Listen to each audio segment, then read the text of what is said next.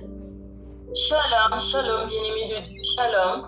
Bienvenue à votre émission Plateau charismatique. Ce soir, je reçois pour vous le pasteur Paul Andy. Bonsoir, pasteur. Bonsoir, servante de Dieu. Vous allez bien? Ça va très bien, par la grâce de Dieu. Et vous-même? Oui, ça va, Dieu nous fait grâce. On est là. Voilà. Amen. Alors ce soir, pasteur, vous venez pour nous parler de l'existence de Dieu. Dieu existe réellement. Tout à fait. Tout à fait. Et c'est ce que nous allons développer tout au long de l'émission.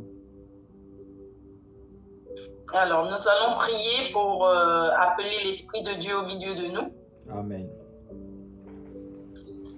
Père éternel et tout-puissant, je viens te confier ce moment. Je prie, éternel Dieu, que tu envoies ton Esprit Saint au milieu de nous, Seigneur. Viens bénir ce moment, viens bénir, éternel Dieu, nos lèvres. Viens joindre nos bouches, éternel, pour parler en ton nom. Seigneur Dieu de gloire, nous venons parler de ton existence, Seigneur. Nous savons, éternel Dieu, que tu nous as donné cette mission, Père, de te faire connaître par tout le monde, Seigneur, et d'en faire des disciples, éternel, de les baptiser, Père, au nom en ton nom, Seigneur. Oh Père éternel et tout-puissant, bénis nos lèvres, Seigneur. Viens joindre nos bouches, Seigneur, pour porter cette parole. Une parole puissante, éternelle, qui viendra toucher les cœurs, Seigneur. Oh Père éternel et tout-puissant, nous venons pour semer la parole, Seigneur. Mais la Bible déclare que c'est toi qui fais pousser. Alors nous comptons, éternel Dieu de gloire, sous ton esprit, Seigneur, sur ta puissance, sur ta présence, Seigneur, pour que tes enfants reçoivent cette parole avec force et puissance. Prends le contrôle de toutes choses, Seigneur, qui se dira en ce soir. Prends le contrôle de nos lèvres. Prends le contrôle éternel de nos appareils. Prends le contrôle éternel, Dieu de gloire, du son. Viens gérer, éternel. Saint-Esprit, viens gérer toutes choses. Viens gérer ce moment. Au nom puissant de Jésus-Christ de Nazareth, j'ai ainsi prié. Amen. Amen. Amen. Alors, pasteur, je vous laisse la parole. Gloire à Dieu. Merci pour cette opportunité de me recevoir encore ce soir dans cette émission Plateau charismatique. Et c'est une grâce que Dieu nous fait de venir encore une fois pour parler de sa part. Je crois que je veux essayer un peu d'être un peu pragmatique au travers de cette émission.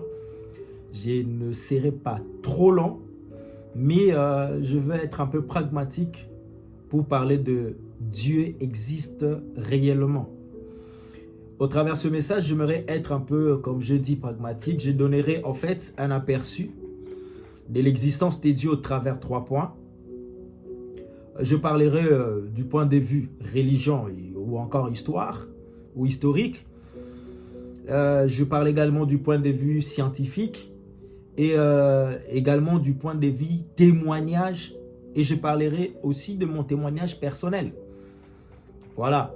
Et je pense que c'est au travers de ces 3 choses qui nous permettra de comprendre que Dieu existe réellement.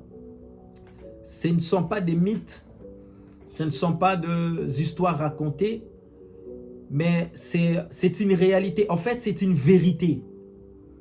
C'est une vérité. Est-ce que nous devons savoir déjà que la vérité existe déjà quelque part? Et ce que nous faisons, c'est de découvrir cette vérité-là. Mais la vérité existe déjà. Même lorsque nous allons à l'école pour étudier, nous apprenons des connaissances, mais nous apprenons des connaissances concernant des vérités en fait qui existent déjà. Alors, j'aimerais un peu parler du point de vue scientifique, parce que c'est des questions qui se posent ces derniers temps partout dans le monde. Est-ce que Dieu existe réellement ou c'est l'invention de l'être humain, c'est l'être humain qui a inventé cette histoire, comme on entend dire que peut-être on a inventé cette histoire de Dieu, on a inventé cette histoire de Satan, on a inventé toutes ces histoires-là des démons, des anges, ainsi de suite. Mais en faisant quelques recherches et en lisant certains hommes de science, j'ai arrivé à découvrir qu'en fait, en réalité, beaucoup des hommes de science qu'on croyait être des athées, mais sont des croyants en fait. La plupart de certaines croyaient que Dieu existait, même s'ils niaient en fait son existence. Et d'autres ont fait même des aveux pour dire qu'ils n'ont pas renié Dieu. Vous voyez, mais c'est juste que tellement que l'homme veut être libre, ça c'est la pensée du diable, l'homme veut être libre, il ne veut pas avoir affaire à un être suprême qui le contrôle en fait. L'homme veut faire ce qu'il veut en fait, c'est sentir libre, faire ce qu'il veut. C'est pourquoi on nous dit souvent que Dieu n'existait pas, c'est des inventions purement humaines, les gens l'ont inventé, ainsi de suite. Mais vous allez remarquer, je veux lire quelques auteurs, quelques scientifiques renommés qui ont eu même des prix Nobel, qui ont eu à croire en fait à l'existence de Dieu. Alors qu'aujourd'hui, les gens croient à ce que les scientifiques disent, que le monde a été créé par un Big Bang. C'est une explosion des atomes, des molécules, des petites molécules, des atomes et tout ça qui a fait en sorte qu'aujourd'hui, ça s'est développé, ainsi de suite. On a l'univers, les galaxies et tout ce qui renferme et tout, et tout, et tout. Mais bizarrement, c'est les mêmes personnes qui, après leur recherche, arrivent à comprendre. La plupart, ils ont ce langage, ils disent que au-delà de nos recherches, de tout ce qu'on fait, on croit qu'il y a un esprit supérieur qui est à l'auteur de l'existence de tout ce qui est, tout ce que nous voyons aujourd'hui. Sur ce, j'aimerais prendre par exemple,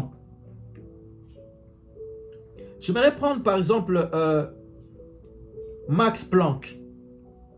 Il dit ceci: rien ne nous empêche donc, et notre instinct scientifique exige, d'identifier l'ordre universel de la science et le Dieu de la religion. Là, il dit d'abord le Dieu de la religion.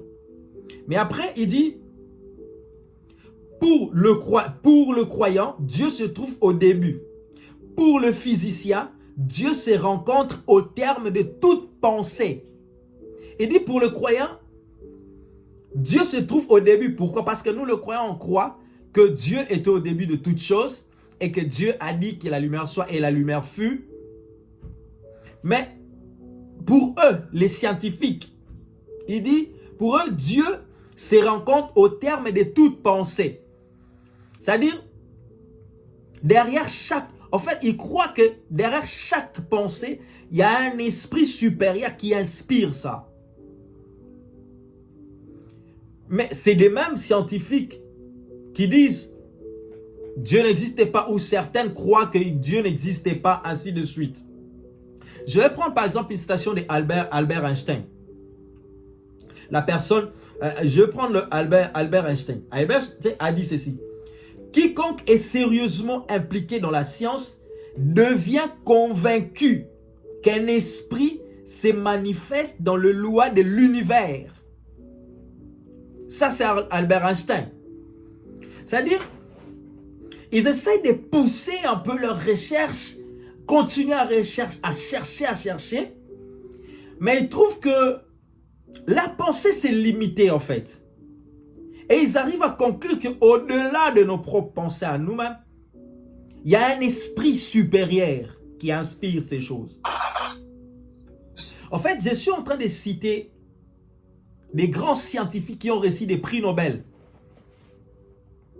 qui ont fait croire à d'autres personnes aujourd'hui que Dieu n'existait pas, mais alors qu'eux-mêmes avaient déjà, des signes de l'existence de Dieu.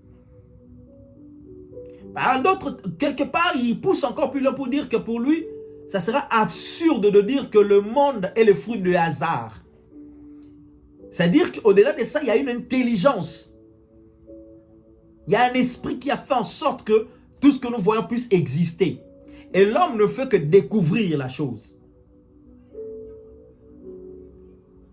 Je vais continuer en lisant encore quelqu'un. Là, ça m'a encore fait énormément du bien. Je vais prendre par exemple le cas de le cas par exemple de Johannes Kepler. Il a dit, l'objet principal de toutes les recherches portant sur le monde extérieur devait être de découvrir l'ordre et l'harmonie rationnelle qui lui a été fixé par Dieu et qui nous a révélé dans le langage de mathématiques.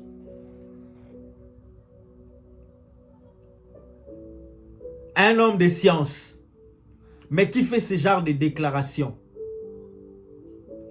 Juste, en fait, je suis en train de donner ces différentes personnes pour nous faire comprendre que ceux qui s'appuient à la science ou les générations qui sont venues, qui s'appuient à la science, doivent comprendre que ceux qu'ils prennent comme des mentors ont arrivé aussi à croire quelque part à l'existence de Dieu ou encore à un être supérieur, à un esprit supérieur, que le monde ne doit pas être le fruit du hasard.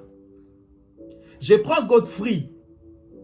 Il dit, tout est déterminé sans doute, mais comme nous ne savons pas comment il est, ni ce qui est prévu ou résolu, nous devons faire notre devoir suivant la raison que Dieu nous a donnée et suivant les règles qu'il nous a prescrites.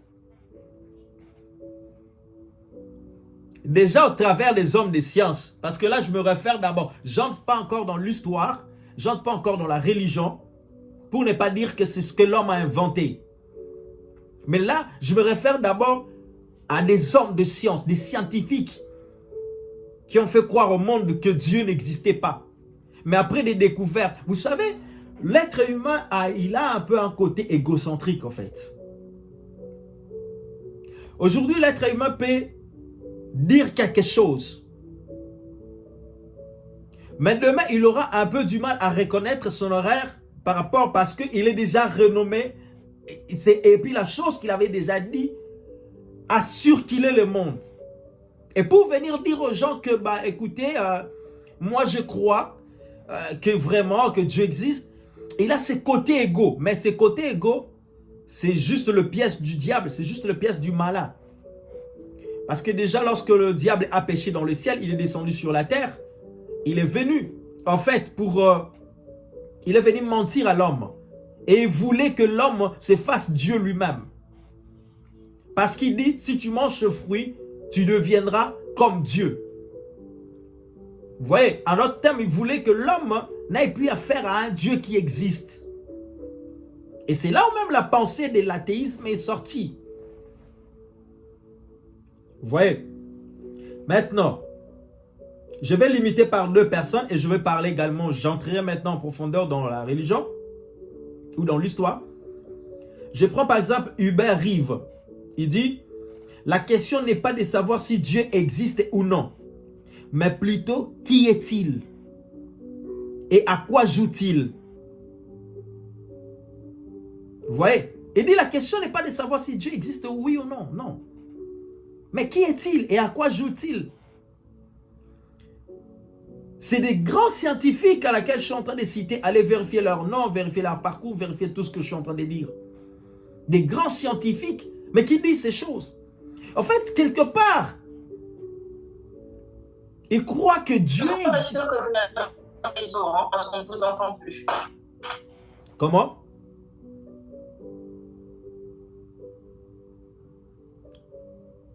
Vous m'entendez là? On ne vous entend pas, pasteur. Ben, moi je vous attends. Là, vous m'entendez? J'ai dit que je pense que vous n'avez pas de réseau parce qu'on ne vous entend pas. Non, mais j'ai les réseaux, moi je vous entends. Vous m'entendez là? Là, je vous entends. Ok. Donc comme je disais, là vous m'entendez.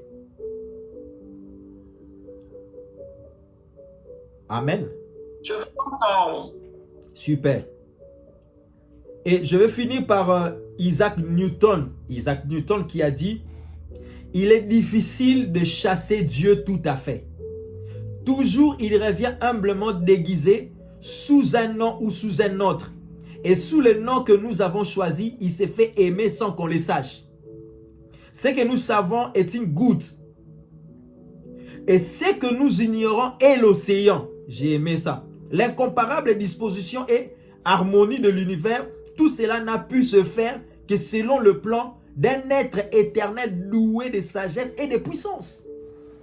Isaac Newton dit ces choses. Donc sans doute, il y a même un autre que je regardais, Michel Yves, qui a écrit le livre avec l'autre là. Ils ont écrit un livre, Dieu, la science et l'épreuve. Vous voyez? Donc, ils ont déjà commencé, même les hommes des sciences, malgré la recherche, ils ont déjà commencé, s'ils ont arrivé à faire ces genres de déclarations ou à écrire ces genres de choses, allez-y comprendre que quelque part, ces gens ont cru à l'existence d'un être supérieur, que nous appelons Dieu. Mais maintenant, je vais lire un passage dans la Bible, dans 1 Corinthiens, et vous allez comprendre pourquoi j'ai cité les hommes des sciences. 2 Corinthiens chapitre 8, le verset 5 dit ceci. Il dit, car si les deux êtres qui sont appelés Dieu, retenez ça. Il dit, car si les deux êtres qui sont appelés Dieu, soit dans le ciel, soit sur la terre, comme il existe réellement plusieurs dieux et plusieurs seigneurs, au verset 6, il dit ceci, néanmoins, pour nous, il n'y a qu'un seul Dieu, le Père, de qui viennent toutes choses et pour qui nous sommes, et un seul Seigneur, Jésus-Christ, par qui sont toutes choses et par qui nous sommes. Là, il dit, nous attendons parler de plusieurs dieux. Ça, c'est je suis dans la religion. On attend parler de plusieurs dieux. Effectivement,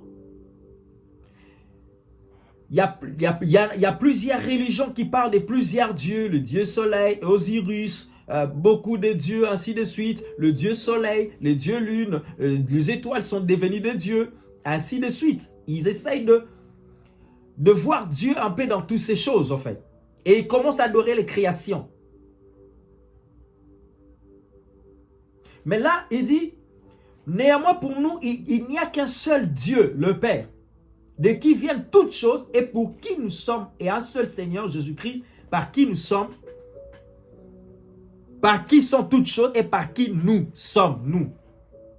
Maintenant, du point de vue scientifique, ce que nous devons comprendre, Dieu existe, c'est une question très pertinente. C'est-à-dire, une simple créature ne peut pas expliquer par son intelligence limitée si Dieu ne se révèle pas à lui-même. Si Dieu ne se révèle pas à sa créature, il est difficile que la personne puisse croire à l'existence de Dieu. C'est pourquoi j'ai dit, je veux parler du point de vue, là j'entre dans du point de vue religion, l'histoire, et je vais finir par mon témoignage personnel à moi. Parce que il ne suffit pas seulement de parler de l'existence de Dieu, mais aussi il faut expérimenter ces dieux dans sa vie pour arriver à affirmer ce que tu as entendu, que Dieu existe réellement. Dans ces passages de 1 Corinthiens 8 qu'on vient de lire, où on nous parle d'un seul Dieu et on nous parle de Jésus qui est médiateur à qui nous sommes et toute chose par lui. Là, je vais expliquer un concept. Il est écrit, certes, on dit que le monde a été créé. Le monde a été, en fait, au commencement, la terre était informe et vide.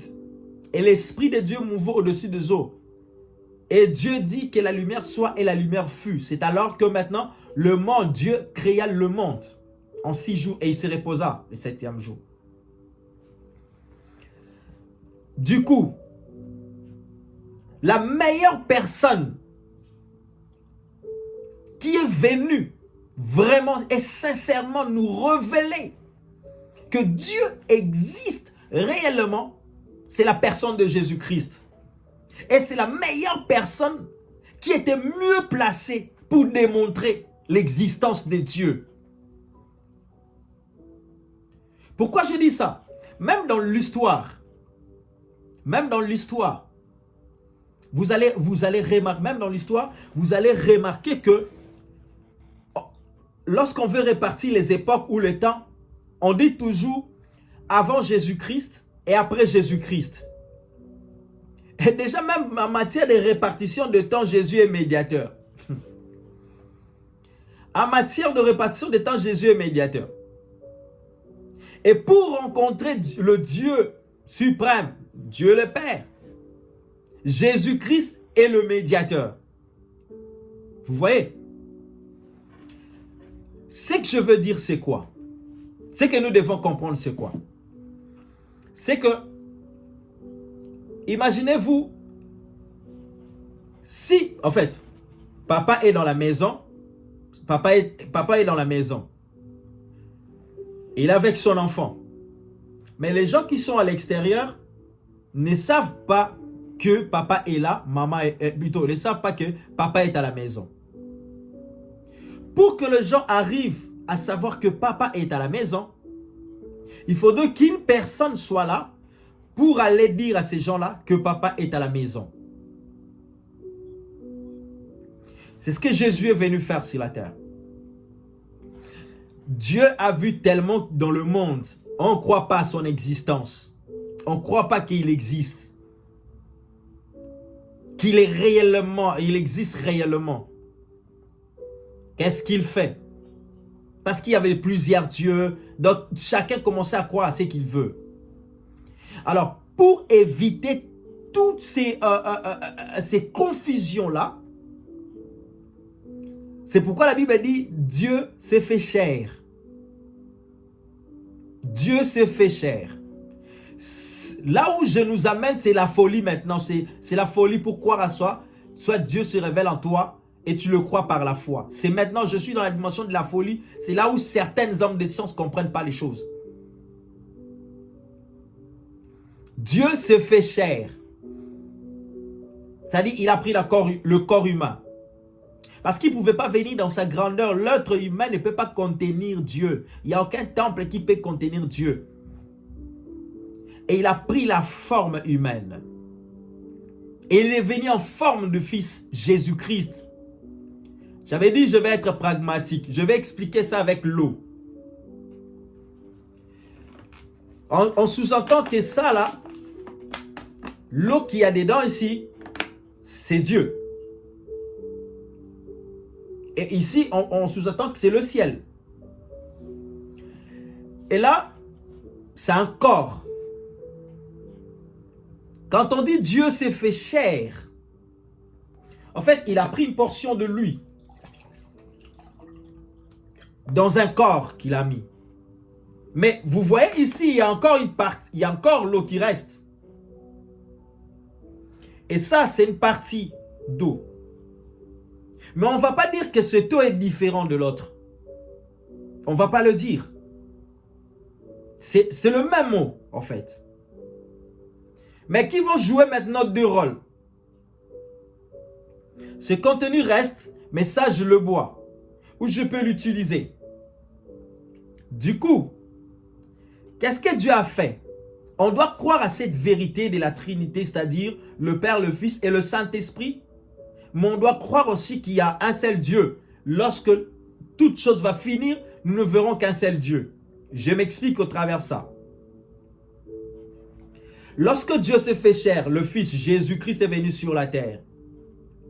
Il a joué tout son rôle de venir sauver l'humanité, afin de démontrer au monde. C'est pourquoi, souvenez-vous, dans la Bible, il dit que celui qui m'a vu a vu le Père. C'est lui qui m'a vu, Jésus a vu le Père. Et Thomas, je crois c'est Thomas qui pose la question, mais Seigneur, montre le Père. Il dit, depuis longtemps que j'étais avec vous. Depuis toujours que j'étais avec vous, tu ne me reconnais pas. Et puis après, il dit, celui qui m'a vu a vu le Père. C'est une folie pour certains qui ne comprennent pas ça. Mais c'est si simple lorsque tu crois déjà. Lorsque Dieu se révèle en toi, c'est si simple de le comprendre. Alors, après avoir fini son travail, il s'est révélé au monde. Il propagea que voilà, Dieu existe réellement. Il a fait même des miracles qui n'étaient pas ordinaires, des choses qui n'étaient pas ordinaires, qui démontrent réellement l'existence de Dieu, que ça, ce n'est pas un être humain qui peut le faire. Les miracles, les œuvres surnaturelles qu'il a fait. Les paralytiques ont marché. Les aveugles ont vu. Les morts ont été ressuscités. C'était des preuves aussi qui démontrent que Dieu existe réellement. Mais après avoir fait cela, il était venu pour nous sauver. Et en même temps, il était venu pour que les gens n'aient plus la confusion des divinités, mais qui croient à un seul Dieu au travers de son fils Jésus. Maintenant, ce qui s'est passé, c'est quoi? Lors de l'ascension de Christ, n'est-ce pas qu'il est ressuscité du tombeau? La Bible dit, là c'est Dieu qui est là. La Bible dit, il est remonté au ciel. Et quand on dit remonter au ciel, là je veux renverser encore ce taux dedans là. Et voilà, l'eau revient au ciel, c'est-à-dire le Christ revient au ciel.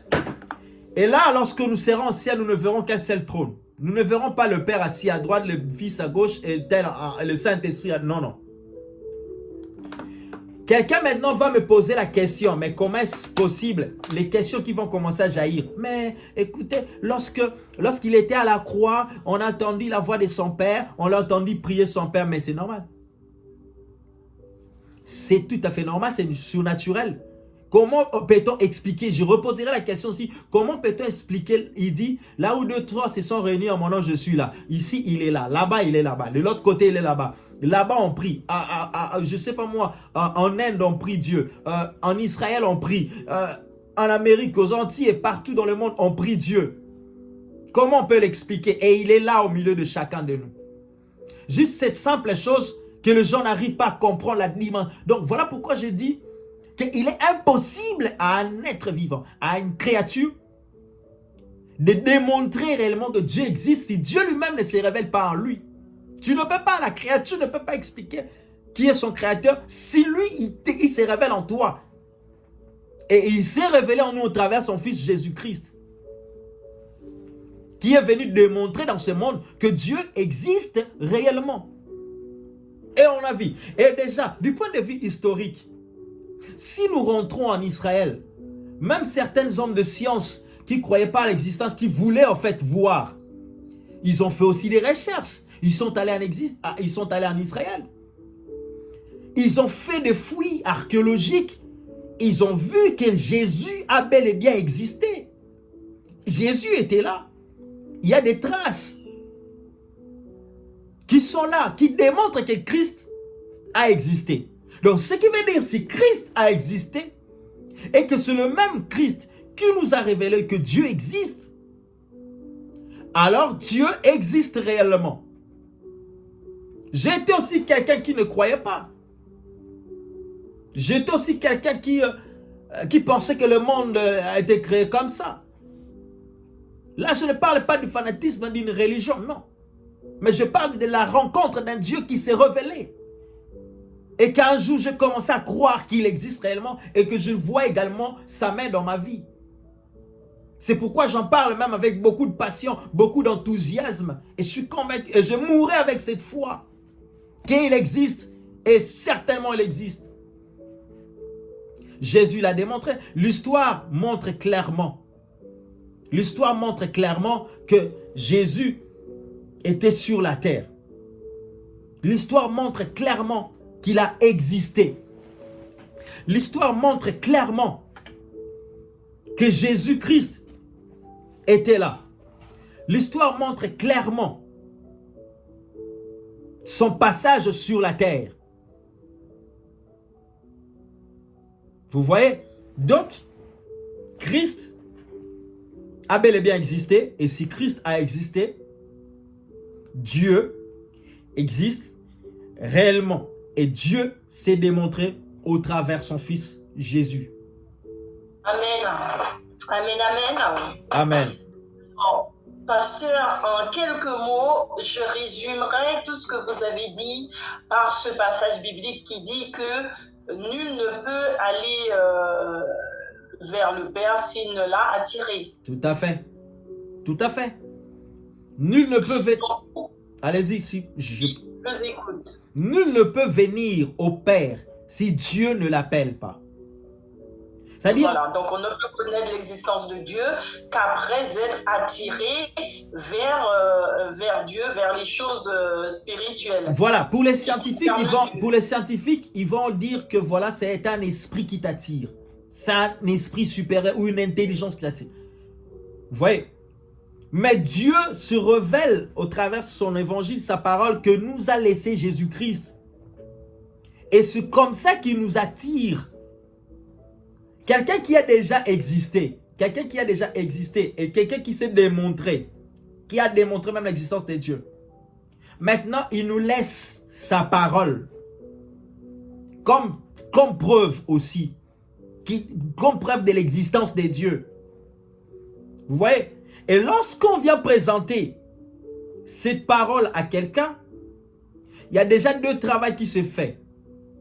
Il y a la part de la personne qui présente avec ses convictions, c'est-à-dire son témoignage intérieur d'abord du Saint-Esprit en lui, l'Esprit de Dieu en lui, et son témoignage extérieur de son vécu, qui est en conformité avec la parole qu'il a crue. Et lorsqu'il parle à la personne, l'Esprit de Dieu attire cette personne-là, se révèle à cette personne-là. Donc, c'est un travail, c'est un processus pour arriver vraiment à croire à l'existence. Et moi, je suis convaincu que tous ces hommes de science que je viens même de citer, d'énumérer, même Darwin a dit des choses. Alors, pasteur, je vais vous arrêter parce que je vois que vous êtes encore lancé. Je vais vous demander de conclure et qu'on prenne les 5 dernières minutes pour que vous puissiez prier pour ceux qui nous écoutent afin qu'ils reçoivent cette sensibilité de l'appel de Dieu. Je vais dire rapidement, je sais pas, il nous reste combien de minutes déjà là? Il nous reste 7 minutes. 5 minutes. Donc, malheureusement, 7. Moi, j'ai rencontré Dieu. Un bon jour, je vais dire ça vite fait. Un bon jour, je suis allé dans la semaine. Je sentais un vide à moi et tout ça. Je ne partais pas à l'église. Mais un bon jour, j'arrive à l'église. J'étais assis. Je suis entré dans une église. Je suis assis derrière. Et pendant que le prédicateur était en train de prêcher, et ce prédicateur qui est aujourd'hui mon père spirituel, Wesley Mukendi, et je le salue là où il est. Pendant qu'il était en train de prêcher, j'ai entendu une voix qui me dit « Aujourd'hui ou plus jamais ». Et je regarde en arrière, il n'y a personne. Il prêchait encore. J'ai entendu encore une autre voix qui me dit « Aujourd'hui ou plus jamais ». Et c'est comme ça que Dieu s'est révélé dans ma vie. Et c'est Dieu lui-même qui m'a appelé pour dire de le servir. J'ai entendu la voix audible de Dieu. Que je dois aujourd'hui renouer mon alliance avec lui, donc redonner ma vie à Jésus, croire encore en lui. Et c'était ces jours-là que, paf, ma vie a pris un autre élan.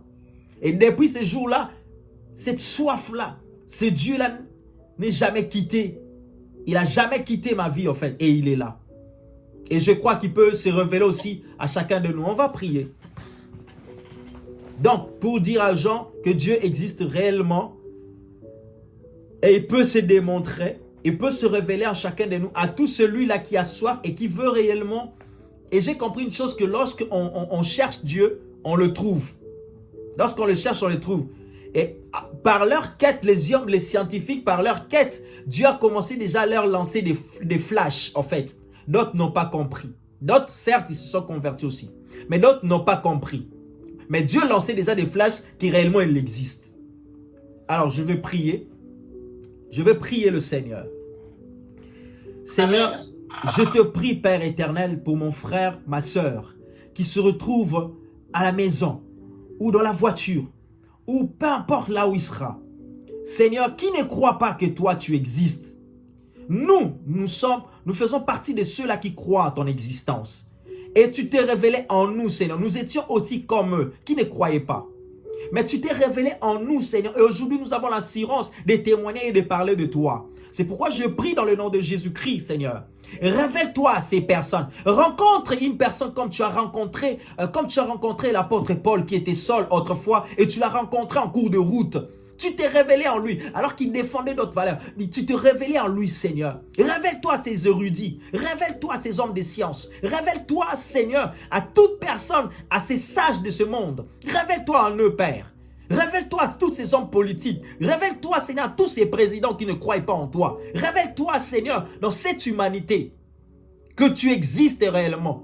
Car il est écrit dans ta parole, nul ne peut venir au Père si le Père ne l'appelle pas.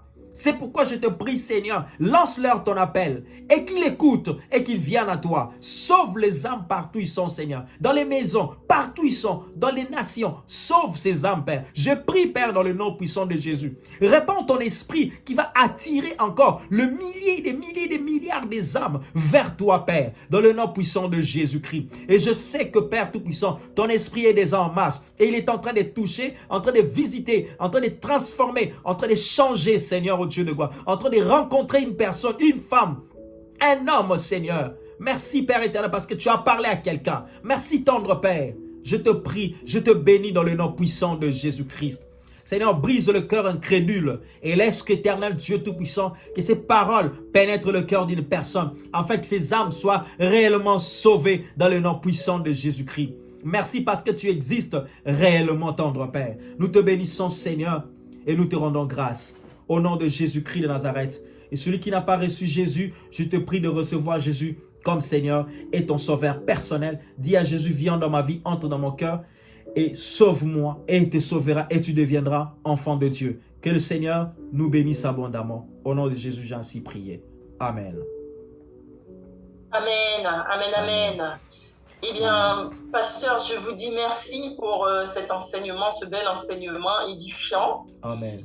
Je prie qu'un grand nombre soit touché, reçoive cette parole, cette prière que vous avez portée. Amen. Et qu'ils puissent donner leur vie à Jésus, comme vous dites, et que le Seigneur puisse les attirer à lui. Amen. Que chacun reçoive sa part. Amen. Vous avez semé. Amen. Et que le Seigneur fasse pousser, que le Seigneur fasse germer quelque chose en chacun et que chacun reçoive quelque chose de Dieu. Amen. Amen. Je le crois fermement. Dieu vous Amen. bénisse aussi, servant de Dieu. Et encore une fois, Amen. merci. Amen. Alors, je vous remercie. Je remercie tous les téléspectateurs de nous avoir suivis ce soir. Je vous dis à très très bientôt. Restez connectés pour la suite des émissions et surtout n'hésitez pas à vous abonner afin de recevoir les notifications, afin aussi de connaître tous les événements qui ont lieu sur le plateau charismatique et surtout soyez bénis, bénis. Soyez bénis. À bientôt. À bientôt, pasteur. À bientôt, servant de Dieu. Amen. Amen. Recording stopped.